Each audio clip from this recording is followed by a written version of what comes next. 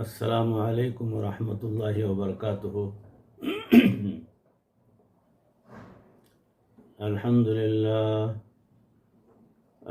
للہ نحمده ونستعینه ونستغفره ونؤمن به ونتوکل علیہ ونعوذ باللہ من شرور انفسنا ومن سیئات اعمالنا،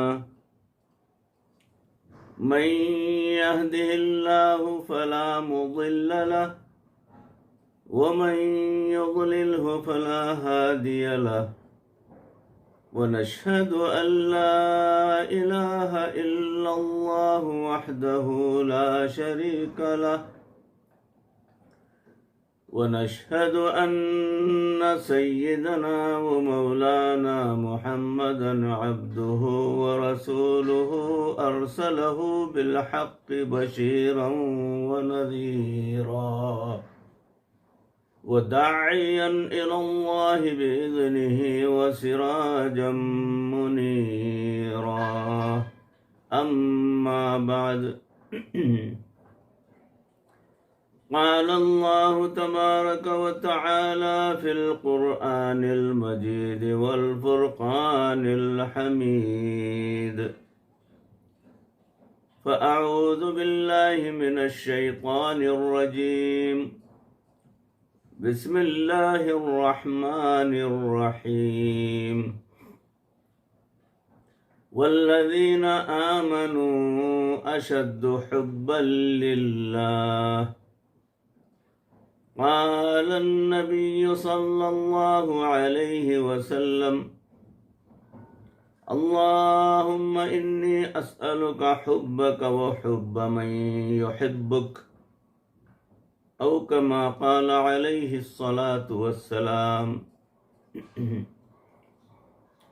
اللهم صل على سيدنا ومولانا محمد وبارك وسلم كما تحب وترضى عدد ما تحب وترضى، اللهم صل على سيدنا ومولانا محمد وبارك وسلم كما تحب وترضى عدد ما تحب وترضى، اللهم صل على سيدنا ومولانا محمد وبارك وسلم كما تحب وترضى عدد ما تحب وترضى۔ محترم ناظرین، اللہ رب العزت اپنے کلام پاک میں ارشاد فرما رہے ہیں کہ والذین آمنوا اشد حبا للہ، اے ایمان والو، یہ ڈائریکٹ مخاطب ہے پروردگار ایمان والوں سے کہ اللہ تعالی سے شدید محبت ہوتی ہے، ہونا چاہیے، یہ ایمان کا ایک جزو ہے۔ اگر بندے کو اللہ رب العزت سے محبت نہ ہو تو اس کے سارے اعمال باطل قرار دیے جائیں گے، کوئی بھی عمل قابل قبول نہیں ہوگا۔ تو اس لیے یہ بے انتہا ضروری ہے کہ بندے کو اللہ سے اپنا تعلق جوڑنا ہے اور مضبوط کرنا ہے، اور ہر چیز سے مقدم اللہ کی ذات کو رکھنا ہے۔ مجھے مال سے محبت ہے مگر اس سے کہیں زیادہ محبت اللہ رب العزت سے ہے، مجھے اپنے اہل و عیال سے محبت ہے مگر اس سے بھی بڑھ کر مجھے میرے پروردگار سے محبت ہے۔ یہ زبانی کہنا کافی نہیں ہے، بلکہ دل کے اندر بھی اس کا پکا مضبوط یقین ہو اور اس کے اوپر جو ہے بندہ کھرا اترے۔ تو جب محبت الہی حاصل ہو جاتی ہے تو پھر انسان کے لیے تمام عبادات آسان ہو جاتی ہیں۔ ٹھنڈی رات میں بستر چھوڑ کر اٹھنا، وضو کرنا اور تہجد کے لیے کھڑے ہو جانا، اس کے اندر اس کو مزہ آنے لگتا ہے، کوئی تکلیف محسوس نہیں کرتا، کوئی شاخ نہیں گزرتا اس کے اوپر کہ کیا بھئی گرم لحاف کے اندر میں خوب گہری نیند، آرام کی نیند سو رہا تھا، مجھے اٹھنا پڑا، مجھے جا کر وضو کرنی پڑی، اور یہ ٹھنڈ میں مجھے کھڑے ہو کر جو ہے نماز تہجد ادا کرنا پڑا۔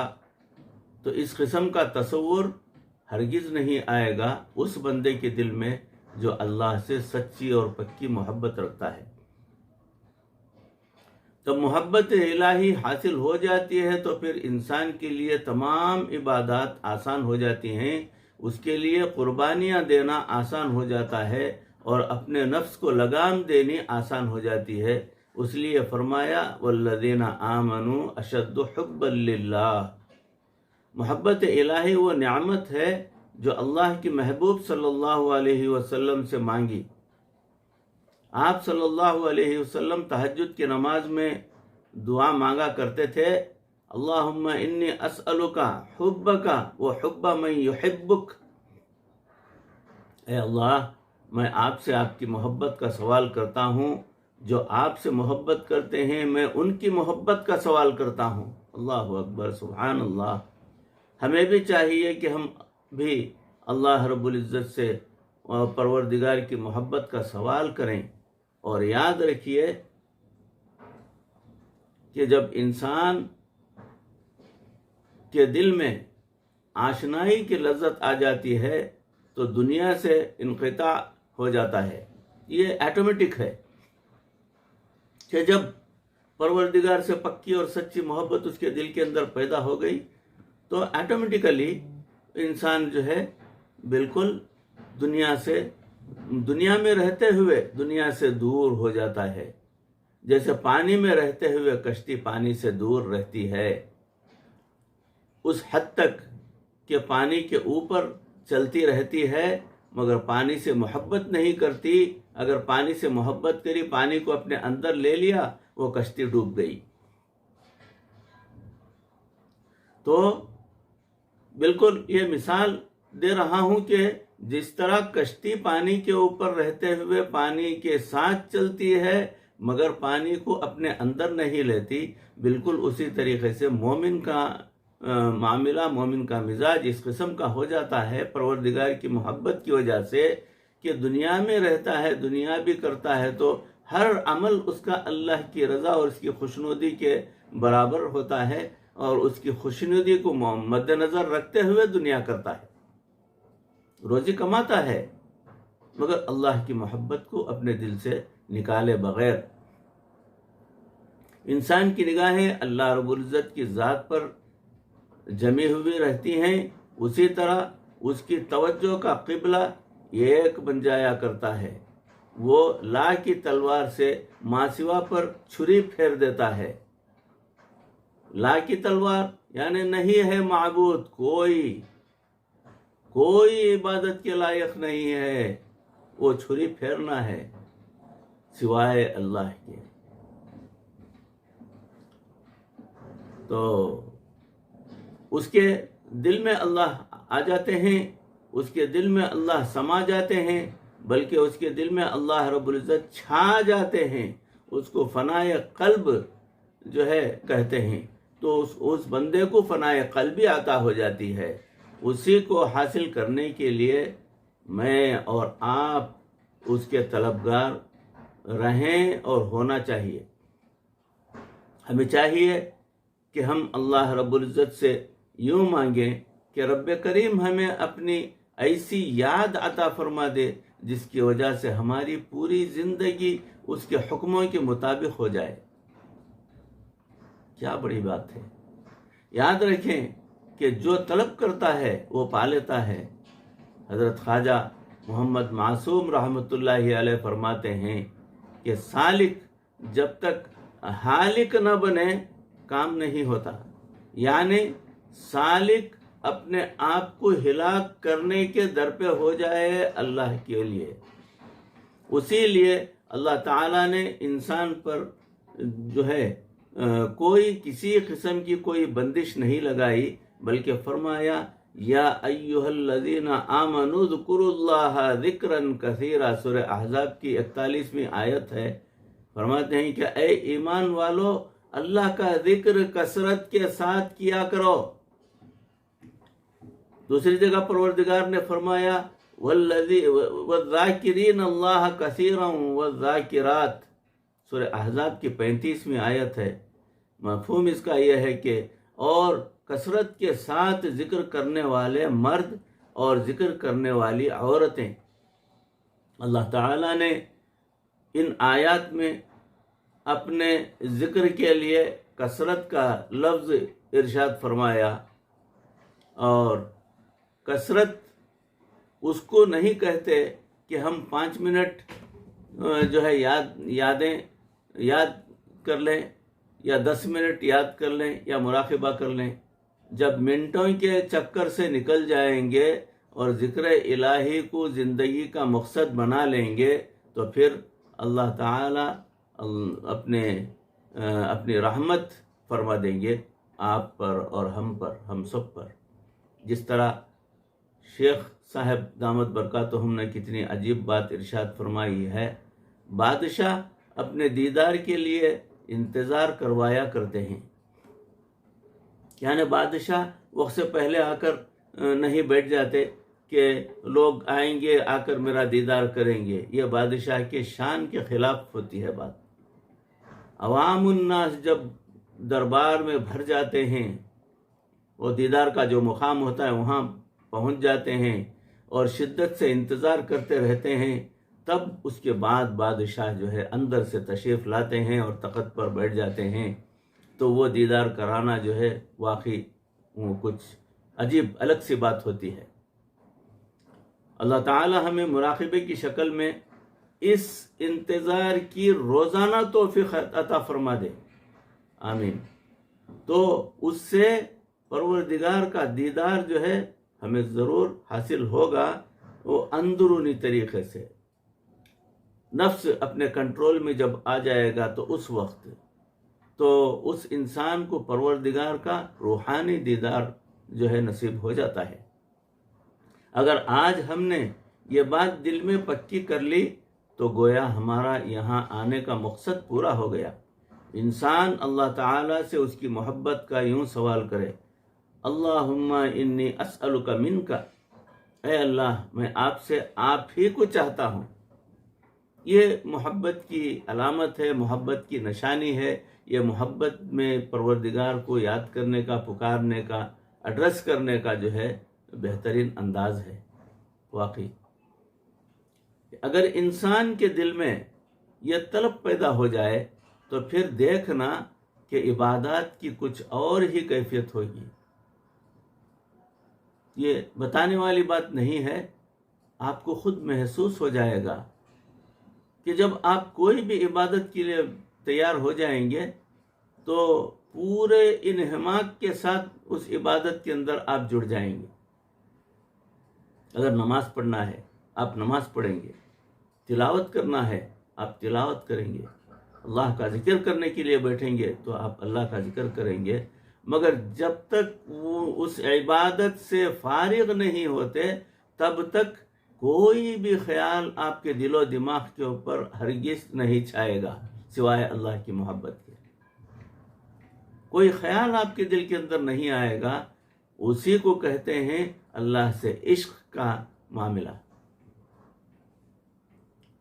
زندگی میں گناہ ختم ہو جائیں گے اور اللہ رب العزت کی اطاعت آ جائے گی۔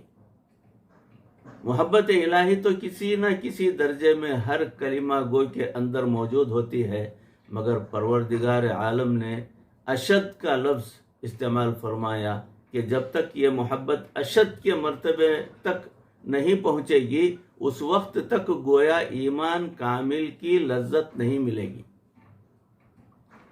ایمان کامل کی لذت اگر حاصل ہونا ہے تو اشد یعنی پکی محبت، سخت تر جو ہے دل کے اندر اللہ کی محبت کو بٹھا لینا چاہیے، کہ اللہ کی محبت کے علاوہ کوئی اور چیز کی محبت میرے دل کے اندر نہیں آئے گی۔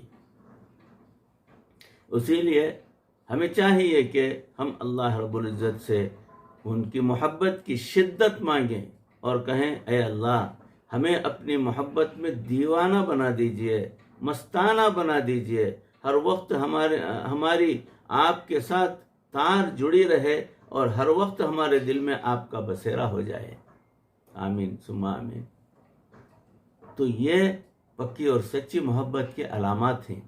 کسی عارف نے بہت ہی اچھی بات کہی، مجھے نہ اپنا ہوش نہ دنیا کا ہوش ہے، بیٹھا ہوں مست ہو کے تمہارے جمال میں، تاروں سے پوچھ لو میری روداد زندگی، راتوں کو جاگتا ہوں تمہارے خیال میں۔ سبحان اللہ۔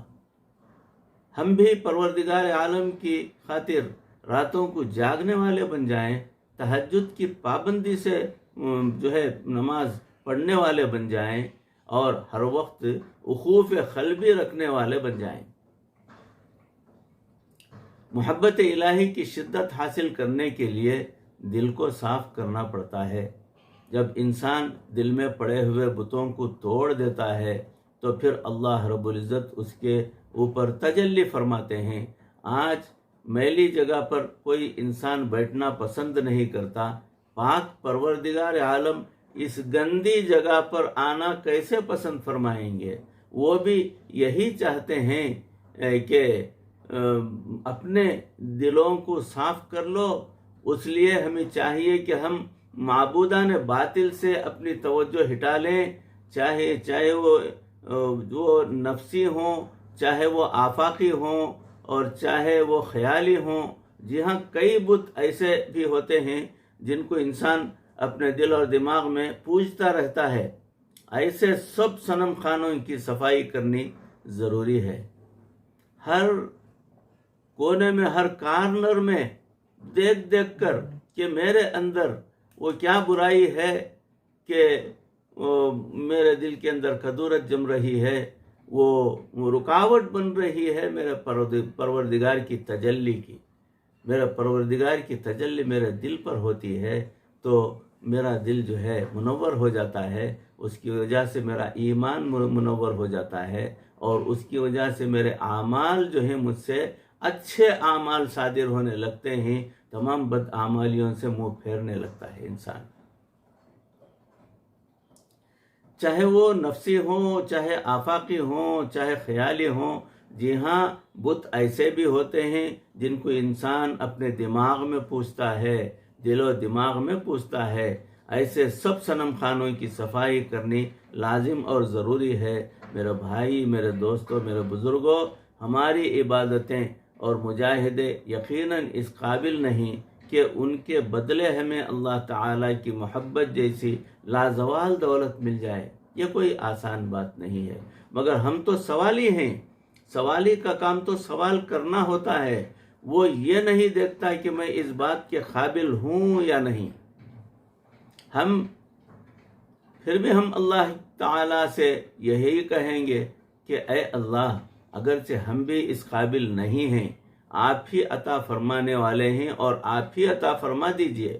قابل بھی تو آپ ہی بناتے ہیں۔ ارشاد باری تعالی ہے، وَلَوْلَا فَضْلُ اللَّهِ عَلَيْكُمْ وَرَحْمَتُهُ مَا زَكَى مِنْكُمْ مِنْ أَحَدٍ أَبَدًا۔ اور اگر اللہ تعالی کا فضل اور اس کی رحمت نہ ہوتی تو تم میں سے کوئی بھی انسان کبھی ستھرا نہ ہوتا۔ معلوم ہوا کہ ہمارا معاملہ ہماری محنت پر موقوف نہیں ہے، بلکہ اللہ کے فضل اور اللہ کی رحمت پر موقوف ہے۔ ہاتھ پاؤں بچہ مارتا ہے اور ماں باپ کو ترس آ جاتا ہے، تزکیہ بھی یہی معاملہ ہے۔ ہاتھ پاؤں سالک مارتا ہے اور اللہ تعالیٰ کو ہاتھ پاؤں مارنے پر ترس آ جاتا ہے، اسی طرح وہ خود تزکیہ کر دیتا ہے۔ اللہ تعالیٰ مہربانی فرما کر اپنے بندوں کی عاجزی کو قبول فرما لیتے ہیں، جیسے باپ اپنے بیٹے سے کہتا ہے، بیٹا میری طرف آؤ، حالانکہ وہ جانتا ہے کہ بچہ کمزور ہے اور وہ نہیں آ سکتا، گر جائے گا، مگر باپ کو پتہ ہوتا ہے کہ میں نے اسے گرنے نہیں دینا، صرف یہ دیکھنا ہے کہ میری طرف آتا ہے یا نہیں آتا۔ اسی طرح ہم بھی راستے پر قدم آگے بڑھائیں گے، اگرچہ ہم کمزور اور نادان ہیں اور اہلیت و طاقت بھی نہیں ہے، مگر جب قدم آگے بڑھائیں گے اور کسی جگہ پر ڈولنے لگیں گے تو اللہ تعالیٰ بھی تو دیکھ رہے ہوں گے، وہ اپنی رحمت کے ساتھ ہمیں فتنوں میں پڑنے سے بچا لیں گے۔ یہ پروردگار ضرور کریں گے، اتنا یقین تو بندے کو رکھنا ہی ضروری ہے۔ جس طرح باپ بیٹے کو سینے سے لگا لیتا ہے، اسی طرح اللہ رب العزت بھی ہمیں اپنی رحمت کے سائے میں ڈھانپ لیتے ہیں، اپنی رحمت کے اندر ڈھانپ لیتے ہیں۔ یہ پروردگار کا احسان ہے ان ناکارہ گنہگار بندوں پر۔ پروردگار عالم سے دعا ہے کہ وہ ہمارے گناہوں کو معاف فرما دے، آمین، اور ہمیں والذین آمنوا اشد حبا للہ کا مصداق بنا دے، آمین، اور پروردگار ہمیں دنیا کے اندر رہتے ہوئے پروردگار کی پکی اور سچی محبت کرنے والے بنا دے، آمین۔ پروردگار ہماری دنیا اور آخرت بہتر فرما دے۔